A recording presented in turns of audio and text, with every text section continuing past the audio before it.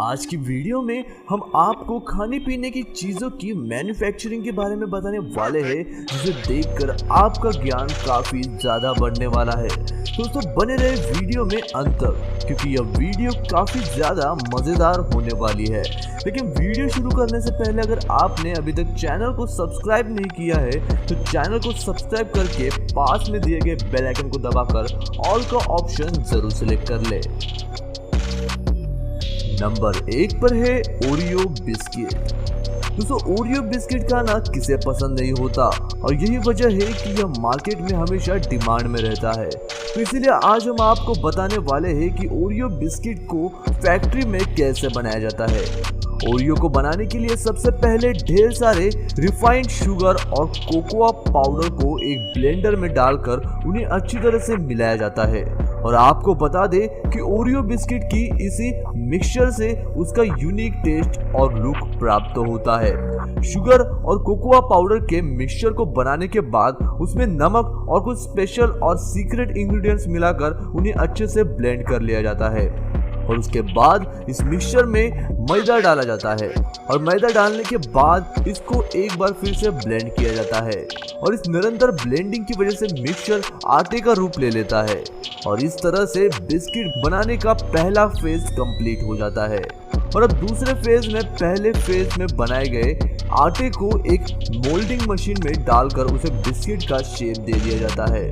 और आपको बता दें कि यह मोल्डिंग मशीन इतनी तेजी से काम करती है कि 1 घंटे में 5000 बिस्किट बनाकर तैयार कर देती है। मोल्डिंग मशीन से निकालने के बाद इन बिस्किट को बेक करने के लिए एक ओवन से गुजारा जाता है, और जब यह एक हो जाते हैं तो इसमें क्रीम लगाने का काम शुरू किया जाता है, जो कि एक ऑटोमेटिक मशीन द्वारा किया जाता है।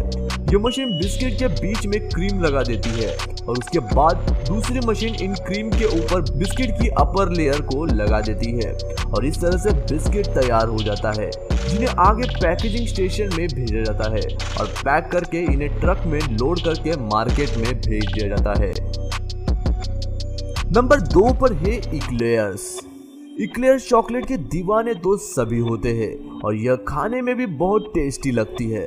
तो इसी बात पर चलिए आपको दिखाते हैं कि इस जबरदस्त टॉफी को कैसे बनाया जाता है। इसे बनाने के लिए पहले बड़े बड़े डिसॉल्विंग टैंक्स में चॉकलेट, कोकोआ और स्पेशल इंग्रेडिएंट्स को डालकर अच्छे से मिक्स कर लिया जाता है। और जब यह सभी इंग्रेडिएंट्स अच्छी तरह से मिक्स हो जाते हैं तो इन्हें एक बेल्ट पर ट्रांसफर करके इन्हें रूम टेम्परेचर पर लाने के लिए छोड़ दिया जाता है।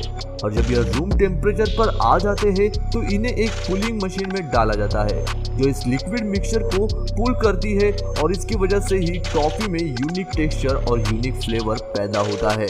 और इस कूलिंग के बाद इस मिक्सचर को रोटेटिंग ब्लेंडर से पास कराया जाता है, जो मिक्सचर को एक पतली और लंबी लेयर में कन्वर्ट कर देता है। और फिर इन्हीं लंबी लेयर को एक मशीन के जरिए टॉफी का शेप दे दिया जाता है, और उसके बाद उन्हें एक 3 लेयर कूलर से गुजारा जाता है। और इस प्रोसेस की वजह से ही टॉफी लंबे समय तक टिकती है और जल्दी खराब नहीं होती। और इस कूलिंग प्रोसेस के बाद इन्हें एक कन्वेयर बेल्ट के जरिए पैकेजिंग लाइन में भेजा जाता है, जहां पर वर्कर्स इन्हें पैक करके आगे मार्केट में भेज देते हैं। नंबर 3 पर है एलोवेरा जेल। दोस्तों एलोवेरा को इस्तेमाल करने के लिए बहुत से लोग कहते हैं, और हमें इसका इस्तेमाल करना भी चाहिए, क्योंकि इसके एक जेल के अनेकों फायदे होते हैं। और इसीलिए आज हम आपको बताने वाले हैं कि एलोवेरा जेल को फैक्ट्री में कैसे बनाया जाता है। एलोवेरा जेल को बनाने के लिए सबसे पहले एलोवेरा को खेतों से निकालकर एक ट्रक में लोड कर दिया जाता है, और उसके बाद इसे फैक्ट्री में लाकर सबसे पहले एक बड़े से पानी के टैंक में डालकर इन्हें अच्छे से धो लिया जाता है, और फिर एक कन्वेयर बेल्ट पर डालकर इन्हें आगे प्रोडक्शन लाइन में भेजा जाता है, जहां वर्कर्स इन्हें क्वालिटी के अकॉर्डिंग छांटते हैं।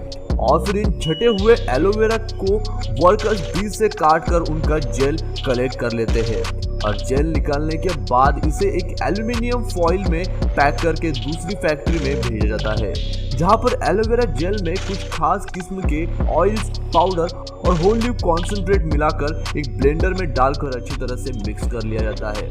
और फिर इन्हें कुछ देर तक ऐसे ही छोड़ दिया जाता है और इस तरह से जेल बनकर तैयार हो जाता है, जिसे पैक करके शॉप्स में भेज दिया जाता है। नंबर 4 पर है रस्क।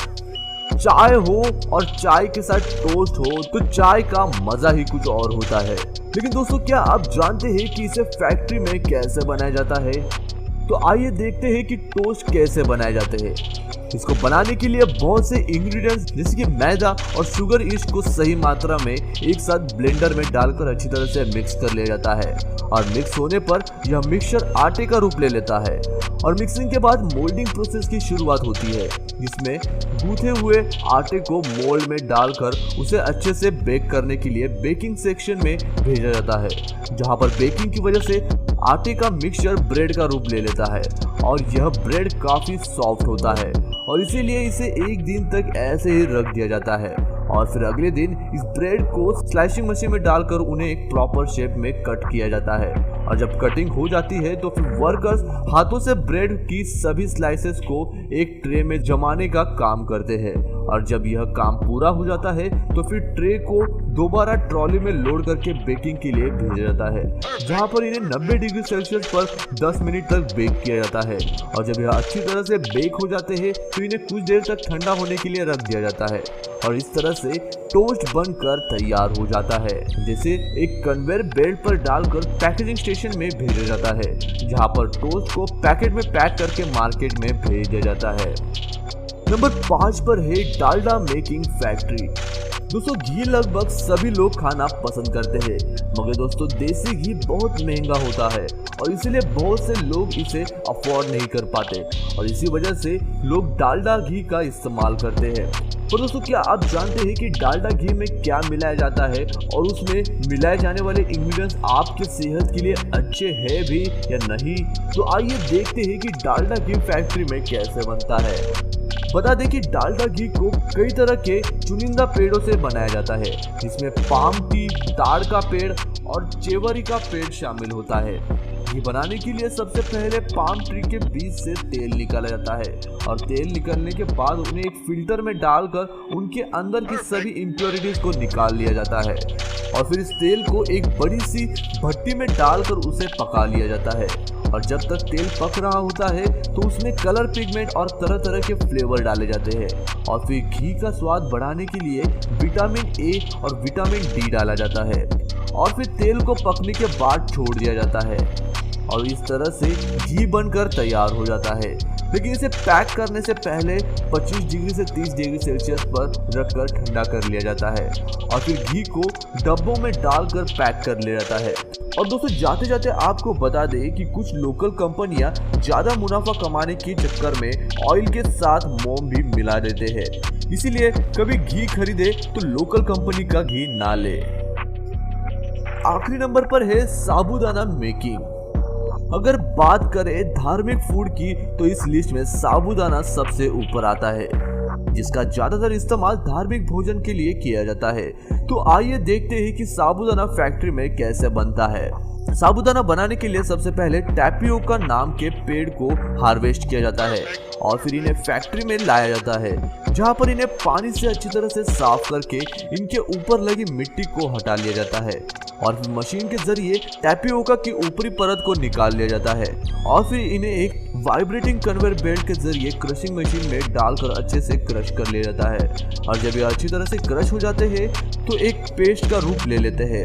फिर इस पेस्ट में से स्टार्च और फाइबर्स को अलग अलग कर लिया जाता है और उसके बाद अतिरिक्त वाटर को एक रिफाइनरी के जरिए बाहर निकाल दिया जाता है और फाइबर को भी पल्प मशीन के जरिए बाहर निकाल लिया जाता है और फिर बचे हुए गूदे को सुखाया जाता है और इसे तब तक सुखाया जाता है जब तक कि इसमें मॉइस्चराइज यानी नमी 12% तक ना पहुंच जाए और जब यह सूख जाता है तो यह बड़े बड़े पार्ट्स में होता है, जिसे पीस कर छोटे छोटे हिस्सों में कर लिया जाता है और उसके बाद इन्हें कन्वेयर बेल्ट पर रखकर साबूदाने की शेप देने वाली मशीन पर भेजा जाता है, जो इस खुरदुरे आटे को छोटे छोटे गोल आकार के साबूदाने में बदल देती है, जिसे बाद में बड़े बड़े बोरों में डालकर मार्केट में भेज दिया जाता है।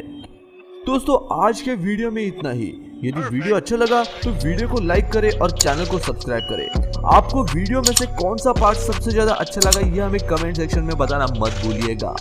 मैं मिलता हूँ आपको ऐसी ही और एक इंटरेस्टिंग वीडियो के साथ। तब तक के लिए नमस्कार।